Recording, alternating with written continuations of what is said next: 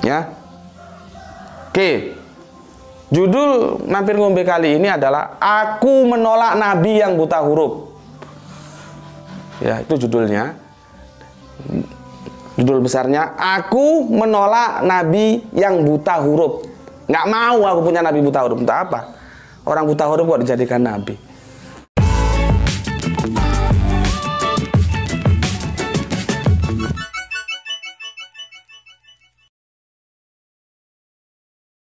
Shalom saudaraku, salam damai sejahtera di dalam kasih Kristus. Berjumpa lagi dengan saya, Didi Juli. Kita akan belajar berapologetika bersama-sama di channel ini. Dalam video kali ini saya mau membahas dan menanggapi sebuah video dari Ustadz Subandi Sukoco, di mana videonya cukup mengagetkan bagi saya. Biasanya beliau ini berteman dengan ustadz-ustadz mualaf gitu. Nah, kali ini beliau berbeda pendapat dan menolak dengan keras bahwa Muhammad bukan nabi yang buta huruf. Jadi sebelumnya mari kita melihat video berikut ini. Ini logika ngawur ini. Makanya aku jawab, ini argumentasi basi yang sejak dulu basinya seperti itu. Itu melanggar rasionalitas dan aku wajib untuk tolak. Maka untuk kali ini aku akan menjawab dulu atau memberi komentar dulu supaya kalian paham. Ya. Dari komentar kita, teman kita yang Islam, ya. Nanti untuk teman kita yang Kristen aku bikinkan videonya tersendiri. Jadi yang Islam aku bikinkan video sendiri, yang Islam aku bikinkan video sendiri. Supaya apa? Supaya tidak tumpang tindih dan supaya fokus. Nanti kalau aku campur satu video, aku jawab dua-duanya, kalian nggak fokus. Ya. Oke. Judul Mampir Ngombe kali ini adalah Aku Menolak Nabi Yang Buta Huruf. Ya, itu judulnya. Judul besarnya Aku Menolak Nabi Yang Buta Huruf.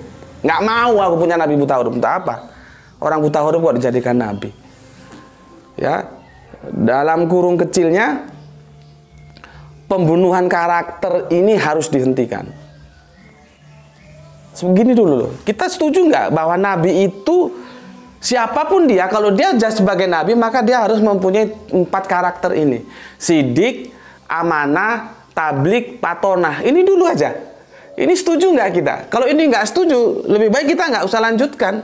Atau kalian nggak usah tonton video ini. Percuma. Gitu loh. Kalau ini kita tidak sepakat, lebih baik tinggalkan video ini. Tapi kalau kamu sepakat bahwa yang namanya nabi itu harus punya karakter sidik, amanah, tablik, patonah. Nah, kalau kamu sepakat, kita lanjutkan. Patonah itu ya seperti aku bilang tadi, cerdas, paham atau punya kepemahaman yang tinggi, mengerti, tanggap. Nah itu apa namanya?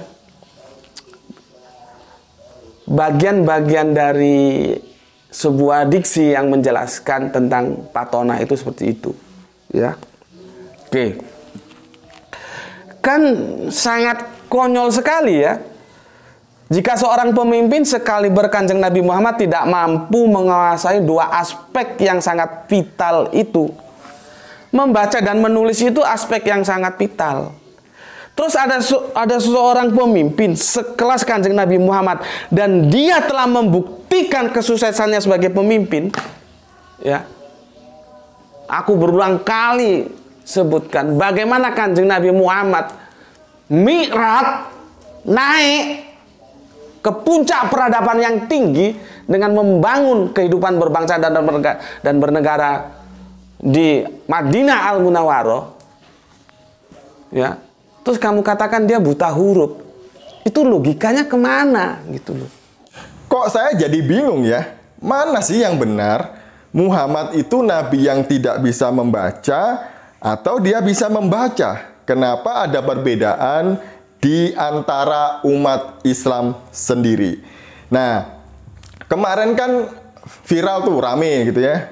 Dimana ustadz-ustadz mualaf seperti Ustadz Ahmad Kainama, Ustadz Menahem Ali, Ustadz Donditan, Ustadz Ariesto itu ngebet banget, maksa banget bahwa Yesaya 29:12 itu ketika gulungan kitab itu diberikan kepada orang yang tidak bisa membaca, itu nubuatan untuk Nabi Muhammad. Karena Nabi Muhammad tidak bisa membaca. Padahal ini ngawur comotologi ya. Karena ayat ini berbicara tentang umat Israel yang buta secara rohani. Tapi mereka menyambung-nyambungkan dengan Muhammad yang buta huruf. Nah, dalam video yang kita lihat tadi itu dari Ustadz Subandi Sukoco, beliau menentang dengan sangat keras bahwa Muhammad bukan nabi yang tidak bisa membaca. Dia bisa membaca, bisa menulis. Untuk apa saya percaya kepada nabi yang tidak bisa membaca? Kata beliau. Jadi perbedaan itu ada ya di dalam umat Islam. Satu percaya Muhammad nabi yang umi, satu percaya Muhammad nabi yang bisa baca tulis.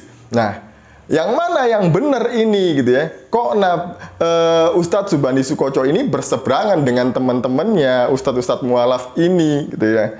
Nah, saya membaca buku di dalam Sirah Nabawiyah. Di Sirah Nabawiyah ini mengatakan bahwa Muhammad itu tidak bisa membaca. Mari kita melihat di dalam halaman 30 dan 31. Saya akan membacakannya untuk kita semuanya. Inilah yang beliau lakukan hingga kebenaran ditunjukkan kepadanya oleh malaikat Jibril ketika beliau sedang berada di Gua Hira. Malaikat Jibril berkata kepadanya, "Bacalah." "Saya tidak bisa membaca," jawab Muhammad SAW. Jibril memegang beliau dan menekannya sampai beliau tidak mampu menahannya lagi. Kemudian, malaikat Jibril melepaskannya dan sekali lagi berkata, "Bacalah." "Saya tidak bisa membaca," jawab Muhammad SAW. Untuk kedua kalinya, Jibril memegang beliau dan menekannya sampai beliau tidak mampu menahannya lagi. Setelah melepaskan beliau, malaikat tersebut berkata, "Bacalah." "Saya tidak bisa membaca," jawab Muhammad SAW kembali. Untuk ketiga kalinya, Jibril memegang beliau dan menekannya sampai beliau tidak mampu menahannya lagi. Malaikat Jibril melepaskan beliau dan berkata, "Bacalah dengan menyebut nama Tuhanmu yang menciptakan. Dia telah menciptakan manusia dari segumpal darah. Bacalah, dan Tuhanmulah yang maha pemurah." Rasulullah SAW ketakutan dan jantungnya berdegup kencang. Beliau pulang ke rumah menemui Khadijah dan berkata, "Selimuti aku, selimuti aku." Khadijah menyelimuti beliau dan mencoba menenangkannya. Beliau menceritakan apa yang dialaminya di gua, kemudian berkata, "Aku takut sesuatu telah terjadi denganku." Jadi, ketika malaikat Jibril menurut buku ini memberikan wahyu kepada Muhammad di Gua Hira gitu ya, dan berkata, "Bacalah," gitu ya.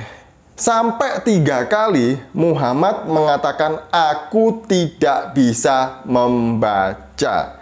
Nah, sumber-sumber yang lain juga mengatakan bahwa Muhammad tidak bisa membaca. Jadi, yang mana yang benar? Dia bisa membaca seperti yang dikatakan oleh Ustadz Subandi Sukoco tadi itu, ataukah dia tidak bisa membaca? Nah, persoalan ini seharusnya sudah selesai selama 1500 tahun di kalangan mereka. Tapi sampai sekarang masih ada perbedaan pendapat mengenai nabi yang umi. Jadi semoga Ustadz Subandi Sukoco dengan Ustadz Ahmad Kainama dan kawan tadi itu akur ya mengenai ini, jangan sampai berantem. Ini dari saya, semoga ini mencerahkan kita semuanya. Shalom, salam waras, Tuhan Yesus memberkati kita semuanya.